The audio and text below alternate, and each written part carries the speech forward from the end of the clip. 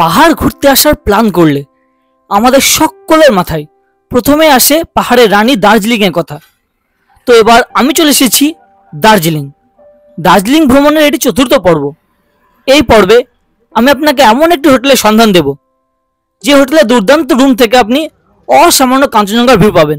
এবং আপনি যদি মনে করেন যে 3 বেলা বাঙালিয়ানায় সুস্বাদু খাবার খাবেন, তার জন্য এই হোটেল। এছাড়া আপনার যদি কোয়ারি থাকে শুধু দার্জিলিং না, তার সাথে বিভিন্ন অফবিট জায়গা, তাকদা তিনচুলের মতো জায়গা আপনি ঘুরবেন, তো তারই ইনফরমেশন নিয়ে আজকের ভিডিও। তবে চলুন শুরু করি।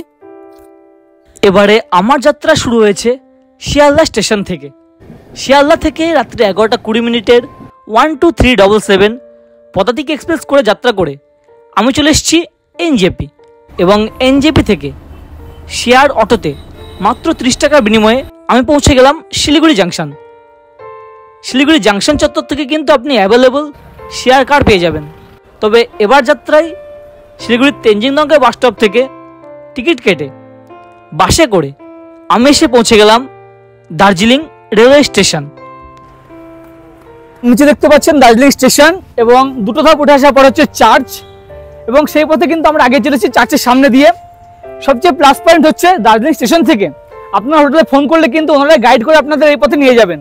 তো স্টেশন থেকে এই পথ মোটামুটি মিনিট 5 মতো রাস্তা উনি বলেছেন আমাদের।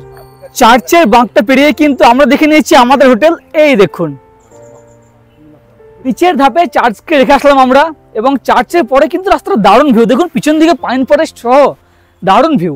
একটু খাড়া রাস্তায় মোটামুটি মিনিট 5 আপনি হেঁটে আসবেন। এবং আসার পরে এই যে বস্তিটা, এই পথে হেঁটে আসার পরে কিন্তু আপনি পেয়ে যাবেন এভারেস্ট গ্লোরি। এপাশে একটি গেট রয়েছে এবং এপাশ দিয়ে গিয়েও আরেকটি গেট রয়েছে।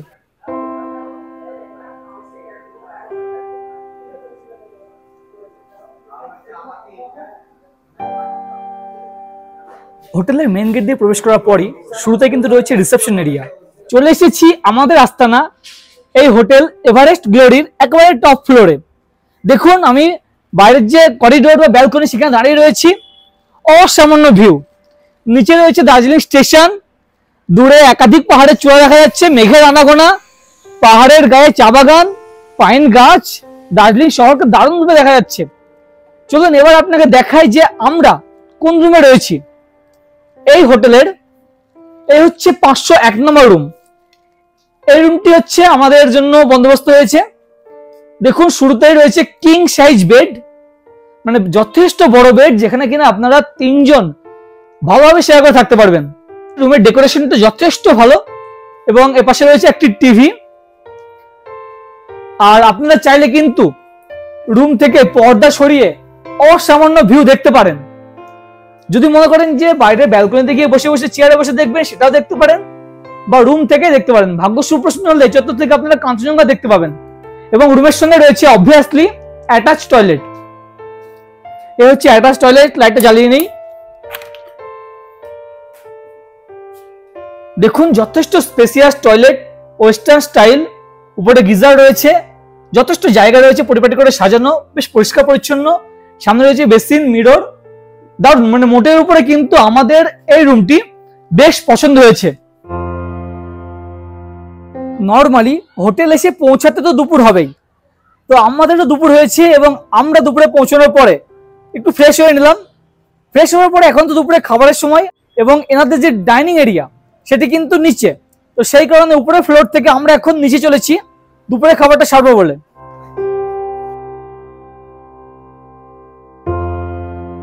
এই হচ্ছে রিসেপশন এরিয়া এবং তারই বাম দিকে রয়েছে ডাইনিং এরিয়া।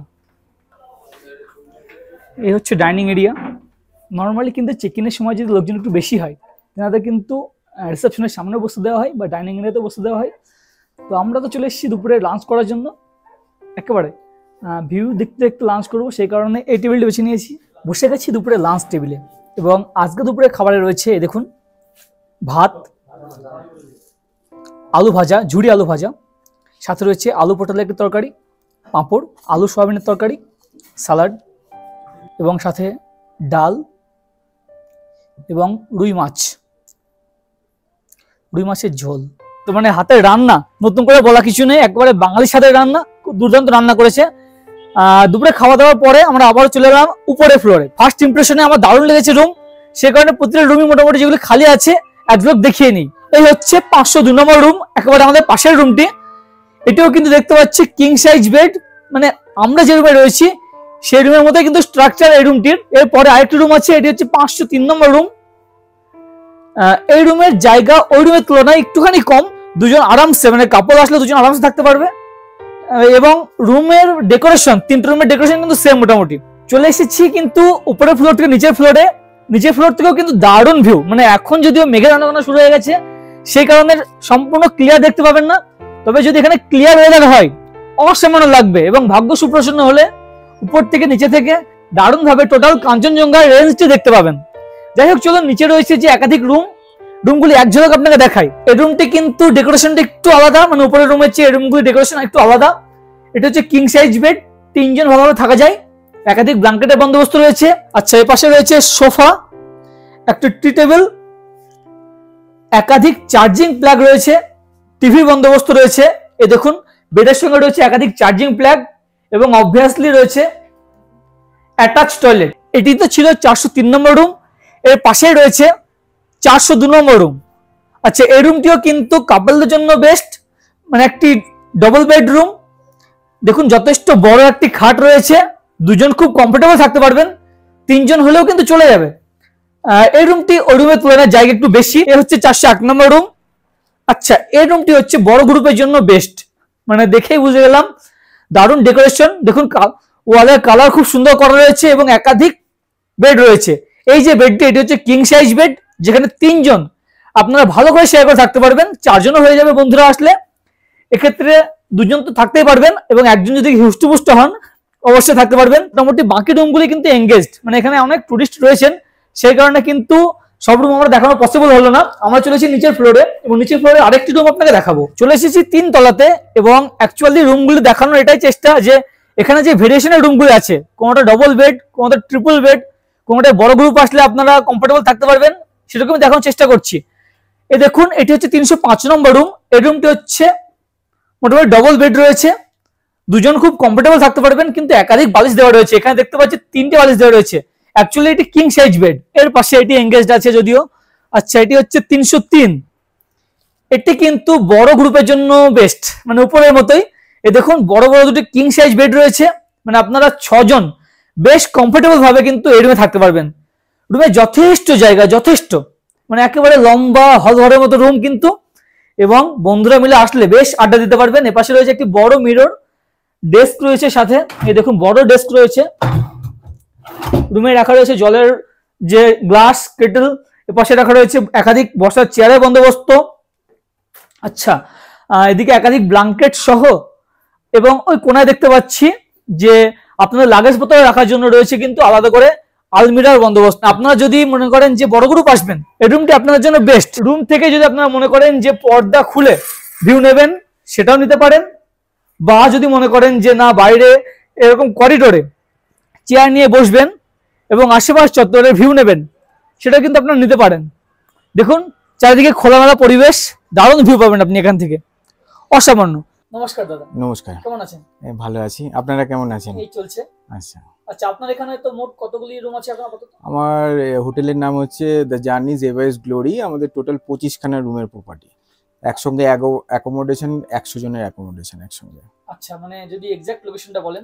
এটা হচ্ছে গান্ধী রোডে সার্কিট হাউসের পাশে, মানে আপনি যদি লোকেশন ওয়াইজ আসেন তাহলে গান্ধী রোড সার্কিট হাউস বললে সার্কিট হাউসে নেমে জাস্ট 2-3টে বিল্ডিং পরেই আমাদের হোটেল।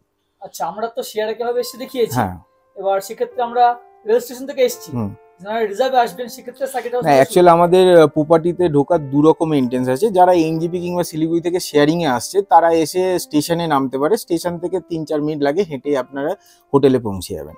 আইদার আপনি যদি রিজার্ভ গাড়িতে আসেন তাহলে আমাদের এই একদম নিয়ারেস্ট হচ্ছে সার্কিট হাউস, সার্কিট হাউসে নামবেন, নেমে হোটেলে চলে আসবেন, জাস্ট কয়েক সেকেন্ড লাগে, এখান থেকে পায়ে হেঁটে আপনি এসে হোটেলে ঢুকে যেতে পারবেন। আচ্ছা, আর আপনার তো রুম দেখলাম বিভিন্ন রুম আছে। হ্যাঁ, আমাদের কাছে মোটামুটি স্ট্যান্ডার্ড রুম, এছাড়া ডিলাক্স, সুপার ডিলাক্স আর প্রিমিয়াম সব রকম ক্যাটাগরি আছে। প্রাইসগুলো যদি প্রাইসগুলো বলতে গেলে আমাদের মোটামুটি নিচে স্ট্যান্ডার্ড রুম সিজনের সময় ট্যারিফ বলছি, অফ সিজনে আমরা ট্যারিফ রাখি না, কারণ অফ সিজনে বেশ করে যে 50 থেকে 60% আমরা ডিসকাউন্ট দিয়ে থাকি। তো সিজনের সময় মোটামুটি আপনি নিচে স্ট্যান্ডার্ড রুম নন ভিউ যেগুলো আছে সেগুলো 800 টাকা থেকে মোটামুটি 2500 টাকা অবধি ধরে রাখতে পারেন। আর উপরে যেগুলো আমাদের ভিউ রুম আছে যেমন ডিলাক্স, সুপার ডিলাক্স কিংবা প্রিমিয়াম রুম, ওগুলো 2500 টাকা থেকে 4000 টাকা অবধি আমাদের ট্যারিফ আছে। আচ্ছা, আর এখানে সাইট সিনের কি ব্যবস্থা বলুন? সাইট সিন বলতে গেলে আমাদের দার্জিলিংয়ে টোটালি লোকাল সাইট সিনের মধ্যে 3 পয়েন্ট, মিক্স পয়েন্ট, তার সঙ্গে হচ্ছে রক গার্ডেন আছে। তো আমাদের নিজস্ব কার সার্ভিস আছে, যদি দরকার হয় যোগাযোগ করতে পারেন। এবং এই 3 পয়েন্ট, মিক্স পয়েন্ট এবং রক গার্ডেনের জন্য আমরাই গাড়ি প্রোভাইড করে থাকি। রিজার্ভ গাড়িও এখান থেকে ব্যবস্থা আছে, এবং আপনারা যদি মনে করেন যে শেয়ারিংয়ে ঘুরবেন তো শেয়ারিংয়েরও ব্যবস্থা আমাদের এখান থেকে আছে। আমাদের নিজস্ব কার সার্ভিস আছে, আমাদের নিজস্ব 4খানা গাড়ি আছে, 2খানা বোলেরো, একটা আর্টিকা আছে, একটা ওয়াগানার আছে। সেক্ষেত্রে তো শিলিগুড়ি বা এনজিপি থেকে পিকআপ ড্রপ হয়ে যাবে। দেখুন, আমাদের শুধু যে দার্জিলিং এ প্রপার্টি আছে তা নয়, আমাদের দার্জিলিং এর সঙ্গে তিনচুলেতে আছে, শিটং এ আছে, তাকদায় আছে। তো আমরা সেক্ষেত্রে কি করি, অনেক গেস্ট আছে যারা একসঙ্গে রাউন্ড ট্রিপ করতে যায়, শুধু দার্জিলিং তো আর ঘুরতে যায় না, তার সঙ্গে অফবিটটাও রাখতে চায়। তো সেক্ষেত্রে কি হয়, আমাদের এনজিপি টু এনজিপি আমরা প্যাকেজ করে থাকি। একদিন ধরে নিন তিনচুলেতে স্টে করলো, তার সঙ্গে পুরো সাইট সিনটা করে একদিন শিটং এ স্টে করলো, 2 দিন দার্জিলিং করে তারপর ভায়া মিরিক হয়ে এনজিপিতে ড্রপ হলো। তা সেক্ষেত্রে আমাদের নিজস্ব গাড়ি আছে, আমরা সেক্ষেত্রে প্যাকেজ তখন করে থাকি। এনজিপিতে আমরা গাড়ি পাঠিয়ে দিই, এনজিপি থেকে পিক আপ করে পুরো রাউন্ড ট্রিপ করে আবার এনজিপি অবধি ছেড়ে দেওয়া আমাদেরই দায়িত্ব থাকে। পাহাড়ে এলে আসতে গেলে একবার শুধু ফোন করলে বাকি দায়িত্বটা আমাদেরই থাকে। এখানে যারা ফুডিং লজিকে থাকবেন সেক্ষেত্রে কেমন কি চার্জেস রয়েছে? দেখুন, ফুটিং লজিং এবং অনলি রুম দুরকমই আমরা প্রোভাইড করে থাকি। ফুটিং লজিং সচরাচর ধরে নিন যদি সিজনের সময় হয়, উপরে ভিউ রুম হলে আমাদের মিনিমাম 1400 থেকে 1500 টাকা ফুটিং লজিং থাকে, আর নিচে নন ভিউ হলে 1200 টাকা। এটাই আপনারা অফ সিজনে মোটামুটি ধরে রাখতে পারেন 900 থেকে 1000 টাকার মধ্যে আমাদের থাকে, ঠিক আছে। আর বারে বারে একটাই কথা বলছি, আমি যে রেটটা আপনাদেরকে বললাম এগুলো কিন্তু সিজনের ট্যারিফ বললাম, অফ সিজনে আমাদের কাছে কোনো ট্যারিফ নেই। অফ সিজনে মোটামুটি ধরে রাখতে পারেন 50 থেকে 60% আমাদের ডিসকাউন্ট থাকে, ঠিক আছে। সেটা আমাদের নাম্বারে ফোন করলে আমরা বলে দেবো যে কতটা কি ডিসকাউন্ট দিয়ে আমি রুম দিতে হবে। ঠিক আছে, থ্যাংক ইউ সো মাচ। এখন রাত্রি 10টা এবং রাত্রে কিন্তু ডিনারটা রুমে সার্ভ করা হয়েছে।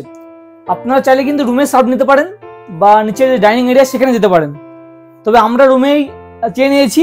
এবং রাত্রেবেলা আজকে আমাদের ডিনারে রয়েছে দেখুন চিকেন কষা, সাথে হচ্ছে ডাল, আলু স্কোয়াশ দিয়ে একটি তরকারি দিয়ে গেছে এবং সাথে সালাড রয়েছে, আর অবভিয়াসলি রুটি। আপনাদের কিন্তু এখানে নাগাদ বৈকাল জিজ্ঞাসা করা হবে যে আপনারা ভাত খাবেন না রুটি খাবেন, সেক্ষেত্রে আপনারা যেটা চুজ করবেন সেটা কিন্তু আপনাকে রাত্রেবেলা সার্ভ করা হবে।